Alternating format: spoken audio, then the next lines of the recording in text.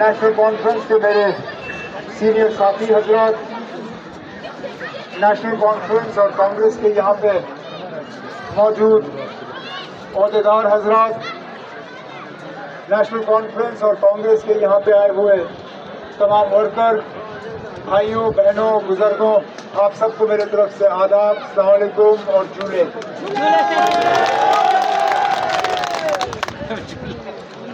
लगातार 3 दिन से इस पूरे इलाके का दौरा करता आ रहा हूँ।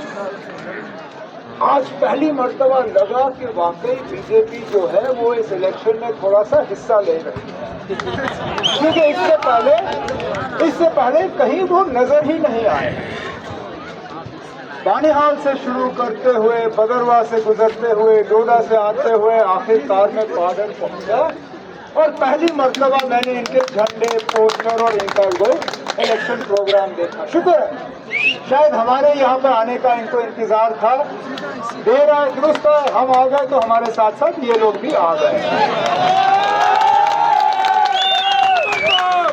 और आपको अंदाजा इस चीज से पता चल जाता है कि प्रोग्राम इनके अचानक बन जाते हैं, क्योंकि हमारा प्रोग्राम पहले 1 बजे का था और हमने हफ्ता पहले जो है इस 1 दिन के प्रोग्राम की हुकूमत से मंजूरी हासिल की थी।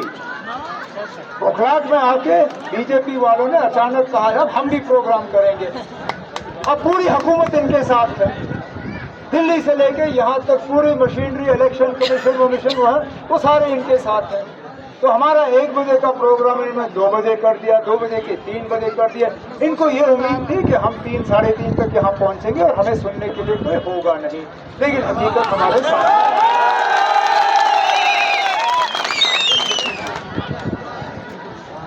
शुरू करूं तो कहां से? हमारी ऐसी दुख भरी दास्तां है कि दोहराता रहूं तो उसका कहीं खात्मा नहीं होगा। कौन सी ऐसी चीज है जिससे इन बीजेपी वालों ने हमें महरूम नहीं रखा? सबसे पहले तो इनके हाथों हमारी जमहूरियत को कत्ल किया। हमें अपनी हुकूमत चुनने का मौका नहीं मिला, हमें अपने एमएलए नहीं मिले। इन दूर दराज इलाकों से हमारे एमएलसी बनते थे, उन्होंने वो भी रख दिया। हम बार बार इनसे कहते थे कि खुदारा हमारे असेंबली के इलेक्शन कराओ, ये लोग नस से मस नहीं होते थे। 2014 में असेंबली इलेक्शन हुए थे, 2018 में हमारा असेंबली जो है वो रद्द किया गया। ये 2024 है। 6 साल के बाद आज सुप्रीम कोर्ट के हुक्म के आने के बाद, क्योंकि सुप्रीम कोर्ट ने जब हुक्म दिया कि 30 सितंबर से पहले यहाँ असेंबली के इलेक्शन होने हैं, अब इन लोगों को फुर्सत आ गई। अब ये कहते हैं कि असेंबली के इलेक्शन की तैयारी करो। पहले तो मैं इनसे पूछता ना, 6 साल कहाँ हुए थे हमारे इलेक्शन? हमें क्यों 6 साल अपनी हुकूमत से जो है अलग रखा गया? हमें क्यों नहीं मौका दिया आपने अपना एमएलए चुनने का, अपने मिनिस्टर बनाने का, अपना चीफ मिनिस्टर बनाने का? ये जो वक्त हमारा जाया हुआ, इसके लिए माफी कौन मांगेगा? इसके लिए हमें मुआवजा कौन देगा? चलिए, आपने हमें हुकूमत नहीं अपनी दी, रियासत के 2 हिस्से किए, लद्दाख को हमारे से अलग किया। आज लद्दाख के लोग भी इतने ज्यादा परेशान हैं कि उसका कोई हिसाब किताब नहीं। वो लोग जिन्होंने 5 अगस्त 2019 को इतनी खुशी मनाई थी, हम सब गवाह हैं, मिठाइयां बांटी गई, पटाखे ये फोड़े गए, वो खुशी से सामान्य नहीं हुए।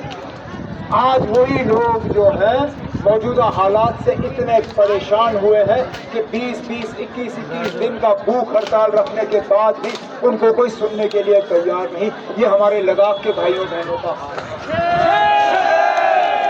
हमें यूपी बनाया इन लोगों ने, कहा यूपी में सारा इलाज है हमारा, और हम इंतजार करते रहे कि कब वो इलाज आएगा। आज हम दिल्ली के हमारे बड़े बड़े हुक्मरान से सुनते हैं कि बस असेंबली का इलेक्शन हो जाए तो हमें दोबारा जो है रियासत का दर्जा मिलेगा। पहले तो दोबारा हमें ये बताइए ना, आपने हमें रियासत से यूटी बनाया क्यों? अगर यूटी में था ही नहीं कुछ, अगर असेंबली इलेक्शन के फौरन बाद आपने दोबारा हमें रियासत बनाना है, तो फिर ये यूटी किसी काम का ही नहीं था। तो खुदारा हमें बताइए ना, ये यूटी बना तो बना किस लिए? और इस यूटी में आपने यहाँ के लोगों को दिया क्या? इस दूर दराज बॉर्डर के इलाके में लोगों को मिला क्या? ये हमारी हुकूमत थी जो बार बार यहाँ मौके पे डीजी को भेज के यहाँ पे ऑन स्पॉट भर्ती कराया करते थे। हम कुछ नहीं देखते थे वहां पे, मां सिवाय कद और छाती, कद बराबर छाती बराबर। डीजी साहब मौके पे हाथ में ऑर्डर थमा देते थे और वो लड़के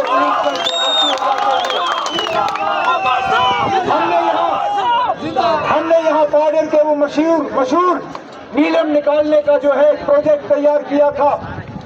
बदकिस्मती से हमारी हुकूमत रही नहीं, हम गए। 10 साल हो गए मुझे अब हुकूमत छोड़े हुए। मुझे ये बताएं,